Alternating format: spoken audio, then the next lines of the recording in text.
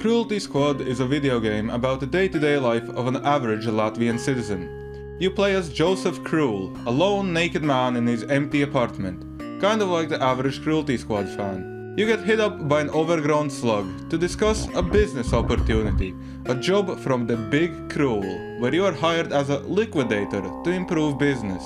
To do your job, you have to simply brutally murder anyone the corporation pleases.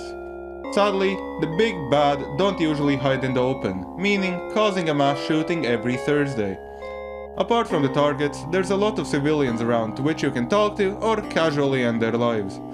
While assassinating civilians doesn't seem like the right thing, you can eat them for sustenance, and that's a good trade-off. For a well done job, you get paid somewhere around 3 kroner, just enough to invest in fish. Yes, you can invest in fish. There's a fully fleshed out stock market with stocks, fish, and biodegradable spare parts. This is the secret to being rich. Invest, wake up early, commit murder, CEO mindset. While trading in the organs of the deceased might not tickle your fancy, maybe adding 4 gaping holes in your back will. The game has an augment mechanic, where with augments you bought or found in the vault, you can augment yourself to be a better killing machine. You can get many things, ranging from a Kevlar vest, your wife's BDSM outfit, or an external intestine you can use as a goddamn grappling hook. You might have noticed the unique art style the game has. The clutter of harsh colors, textures that look like placeholders, and souls. The look of the game is definitely off-putting. At a first glance, you might think this is a joke game, but there's a rhyme to reason to the madness happening on your screen. The look of the game is specially made to be off-putting. Colors that go against color theory, textures that catch you off guard, and a map design that leaves an uncanny valley feeling. A building is still a building, a road is a road, but the way they're portrayed, the splooge of eye pain leaves a gritty and raw impression, just like the world of Cruelty Squad.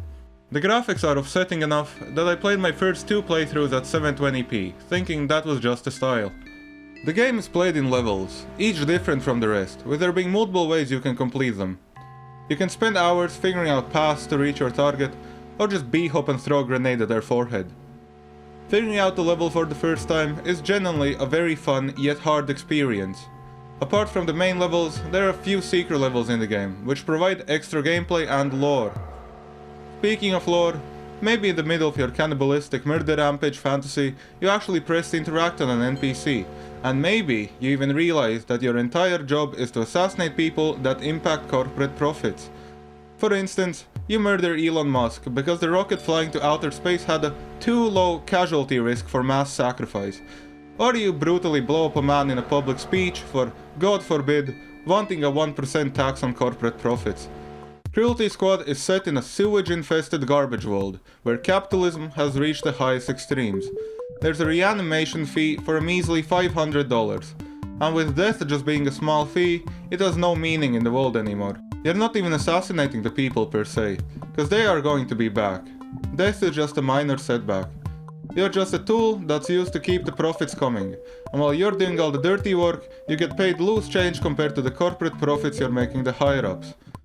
This is a very brief look into the lore, and I genuinely recommend exploring as much as you can if you play the game. Or just watch the 4-hour-long Pyrocynical video. The game couldn't be the same without the OST I can only describe as an FL overdose. Every level has its unique soundtrack, and with unique, I really do mean unique.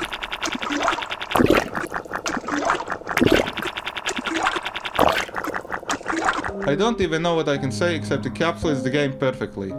It's a perfect blend of inaudible garbage while somehow still being listenable.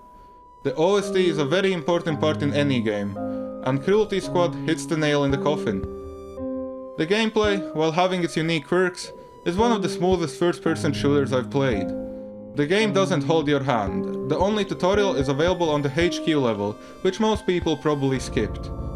Having movement that will stimulate any Counter-Strike bunny hopper, and a reload mechanic that is best described as an involuntary spasm, combined with the holy grail of replayability, a timer. It's one of those games that, debatably, is easy to pick up but hard to master, and as someone who loves wasting their time, I've set a couple of individual level speedruns. The combination of short, timed levels with a wide arsenal you can choose from makes the game replayable and leaves you wondering about alternative strats to beat a level. A great challenge in this game is beating the game with stock weapons, and if you combine that with not using any augments, it generally becomes hard to plan and execute a route, requiring you to utilize many of the game's mechanics. To summarize, Cruelty Squad is a beautiful clusterfuck with a deep message about capitalism in its core. Mixed in the middle of an autism trap is unironically one of the best games I've played in the past 5 years. The best part is how it took me 30 minutes to go from being utterly confused to eating and harvesting body parts. It's truly an experience, and one of the best examples of how you can portray a message even if it's covered in sludge. The dev, who is obviously Finnish, put a lot of care into the game, and then even more to make it seem that he didn't. I highly recommend Cruelty Squad to anyone who wants to experience a DMT trip. And as always, invest in fish.